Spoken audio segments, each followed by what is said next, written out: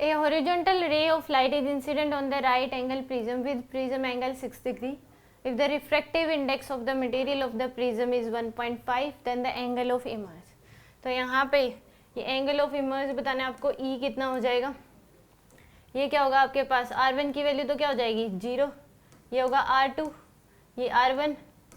और ये क्या हो जाएगा एंगल ऑफ इंसिडेंस I की वैल्यू तो क्या है 0 है, क्योंकि ये क्या पड़ रहा है नॉर्मली, यहाँ पे एंगल जो है ये कितना है 90, तो नॉर्मल के साथ जो एंगल ऑफ नॉर्मल के साथ लाइट रे का एंगल कितना है 0 डिग्री है, क्योंकि नॉर्मली पड़ रहा है I1 0 है, तो हमें पता है A इक्वल टू होता है R1 प्लस R2। अगर I1 0 हो गया तो R1 भी क्या हो जाएगा 0, R1 भी क्या हो जाएगा 0, यही होता है प्रिज्म। अगर मान लो इस तरीके से हम बनाए तो लाइट रे ऐसा ये नॉर्मल हो गया मान लो, तो ये क्या होता है I,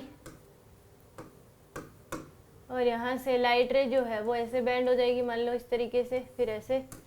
ये क्या हो जाएगा R1, ये होता है R2, ये क्या हो जाएगा E हो जाएगा आपके पास, और ये एंगल ऑफ प्रिज्म होता है। तो यहाँ पे अगर लाइट रे नॉर्मली पड़ेगी तो I 0 हो गया, नॉर्मली हॉरिजॉन्टल आ रही है लाइट रे तो I 0 हो गया, तो स्नेल्स रूल लगाओगे तो N1 sign I equal to क्या हो जाएगा N2 sign R।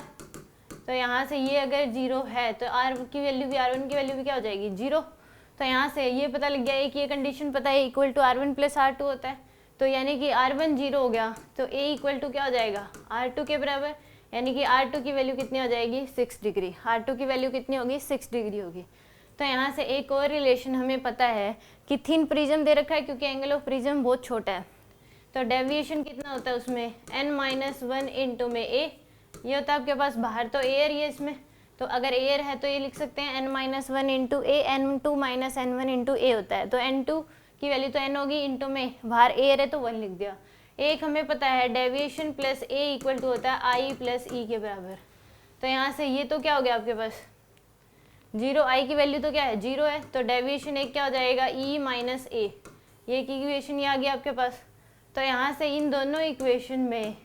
Left hand side बराबर राइट हैंड साइड को इक्वेट कर सकते हैं, तो n-1 into a equal to e minus a, तो आ जाएगा Na minus a equal to e minus a, ये आ गया आपके पास। तो यहाँ से Na माइनस ए